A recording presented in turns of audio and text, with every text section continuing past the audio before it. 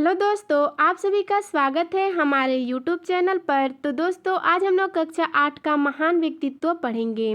आज हम लोग पाठ 17 पढ़ेंगे। हमारे पाठ का नाम है रानी अवंतीबाई। तो आज हम लोग इस पाठ का सारांश देखेंगे। चलिए देखते हैं। रानी अवंतीबाई का जन्म 16 अगस्त 1831 को मधुकेहनी जिला सिवनी मध्य प्रदेश में हुआ था। ये जो रानी अवंतीबाई हैं, इनका जन्म 16 अगस्त 1831 को मधुकेहनी जिला इनकी सिवनी मध्य प्रदेश में इनका जन्म हुआ था। इनके पिता राव जुझार सिंह मनकेहनी के जमींदार थे। इनके पिताजी जो थे, उनके पिता का नाम जुझार सिंह था, ठीक है, और वे मनकेहनी के जमींदार थे। अवंतीबाई को बचपन से ही घुड़सवारी तथा तलवारबाजी का शौक था। जो अवंतीबाई हैं, वो घुड़सवारी तथा तलवारबाजी की शौकीन थीं। लोग अवंतीबाई की घुड़सवारी और तलवारबाजी देखकर आश्चर्यचकित हो जाते थे। जो लोग थे, वो अवंतीबाई जब घुड़सवारी या तलवारबाजी करती थी तो लोग देखकर आश्चर्यचकित रह जाते थे। विवाह योग्य होने पर पिता जुझार सिंह ने अवंतीबाई का विवाह राम के राजा लक्ष्मण सिंह के सुपुत्र राजकुमार विक्रमादित्य के से कर दिया। जब अवंतीबाई विवाह योग्य हुई तो उनके पिता जुझार सिंह ने अवंतीबाई का विवाह राम के जो राजा लक्ष्मण सिंह थे, उनके जो पुत्र राजकुमार विक्रमादित्य थे, उनसे कर देती हैं। अर्थात अवंतीबाई के पति का नाम राजकुमार विक्रमादित्य था। आगे देखते हैं। सन 1850 में विक्रमादित्य पिता की मृत्यु के बाद रामगढ़ के राजा बने। जो सन 1850 ईस्वी में विक्रमादित्य के पिता की मृत्यु हो गई और विक्रमादित्य जो थे वो रायगढ़ के राजा बन गए। इनके रानी अवंतीबाई से 2 पुत्र हुए और अवंतीबाई के 2 पुत्र थे, जिनका नाम था अमान सिंह और शेर सिंह। कुछ समय बाद राजा विक्रमादित्य बीमार रहने लगे। कुछ दिनों बाद जो राजा विक्रमादित्य थे वो बीमार रहने लगे। दोनों पुत्र अभी छोटे थे, अतः राज्य की देख रेख का जिम्मा अवंतीबाई पर आ गया। उनके जो दोनों पुत्र थे, शेर सिंह और अमान सिंह, वो अभी छोटे थे और राज्य का सारा देख रेख का जिम्मा अवंतीबाई पे आ जाता है। उस समय लॉर्ड डलहौजी भारत में ब्रिटिश साम्राज्य का गवर्नर जनरल था। उस समय जो लॉर्ड डलहौजी था वो भारत में ब्रिटिश साम्राज्य का गवर्नर जनरल था। जब उसे राजा विक्रमादित्य की बीमारी का पता चला तो उसने रामगढ़ रियासत को कोर्ट ऑफ बाइस के अधीन कर लिया तथा रामगढ़ के राज परिवार को पेंशन दे दी। जब राजा विक्रमादित्य के बीमारी का पता चलता है तो वो रामगढ़ की रियासत को कोर्ट ऑफ बाइस के अधीन उनको अधीन कर लेता है, ठीक है। फिर उसके बाद रामगढ़ के राज परिवार को पेंशन दे देता है। आगे देखते हैं। वह बात अवंतीबाई को बहुत बुरी लगी।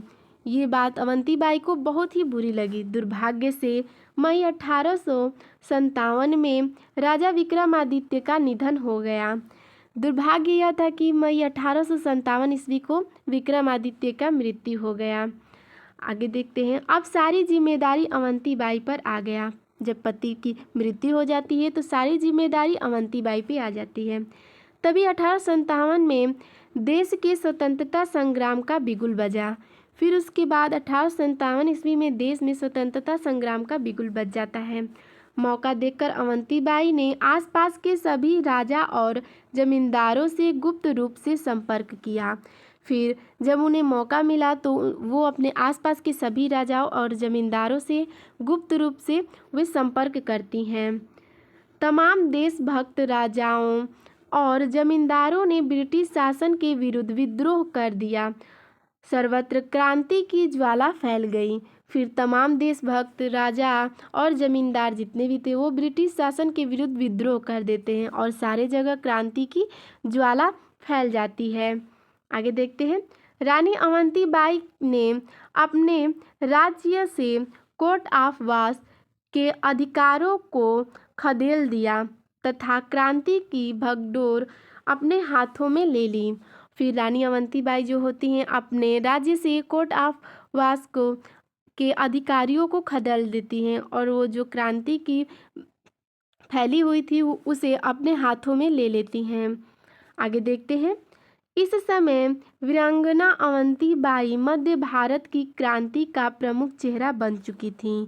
इस समय जो अवंती बाई थीं वो क्रांति का प्रमुख चेहरा बन चुकी थी मध्य भारत का।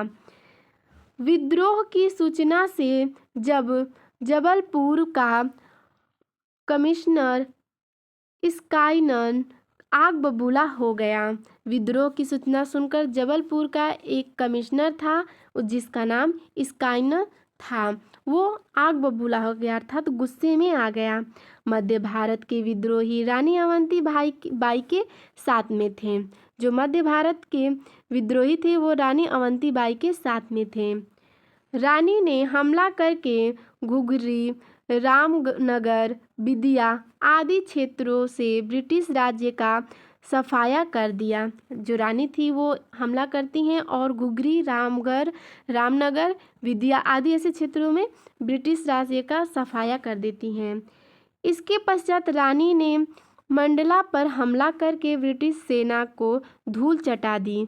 फिर उसके बाद जो रानी होती हैं वो मंडला पर हमला करके ब्रिटिश सेना को वो धूल चटा देती हैं। आगे देखते हैं। इस हार से मंडला का कश्मीर कमिश्नर तिलमिला गया तथा अवंती बाई को सबक सिखाने के लिए भारी ब्रिटिश सेना के साथ रामगढ़ के किले पर हमला कर दिया।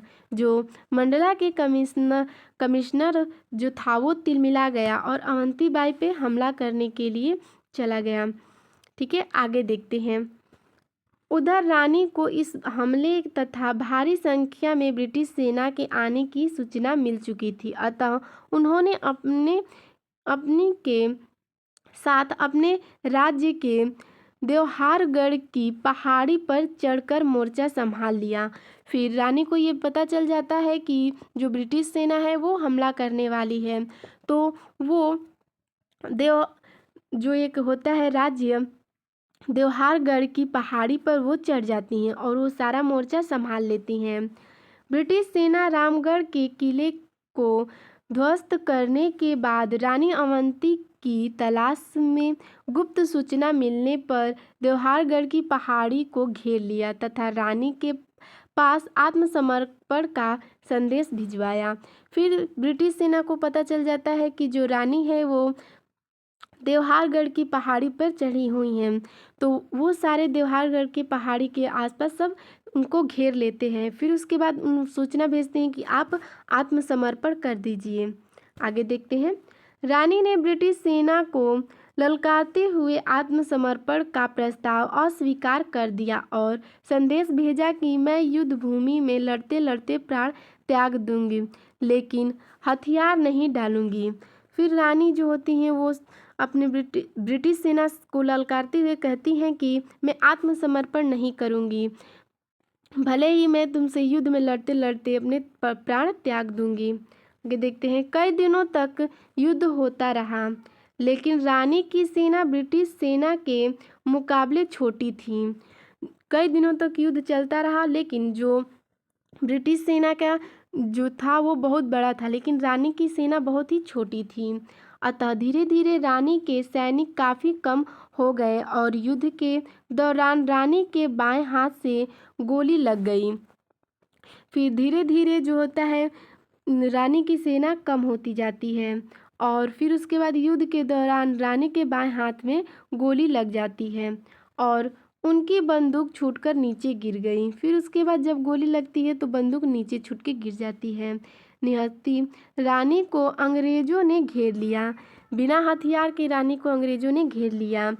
चारों ओर से खुद को घेरा देखकर अवंती बाई ने खुद की तलवार से खुद ही अपने प्राणों की आहुति दे दी। जब देखा कि सारे तरफ से वो घिर गई हैं तो अपने तलवार से ही अपने आप को ही वो मार लेती हैं। इसका बलिदान सदैव देशभक्ति की प्रेरणा देता रहेगा। रानी अवंती बाई की बलिदान हमेशा देशभक्ति की प्रेरणा देता रहेगा। तो दोस्तों, आपको हमारा यह वीडियो कैसा लगा हमें कमेंट में ज़रूर बताइएगा। धन्यवाद।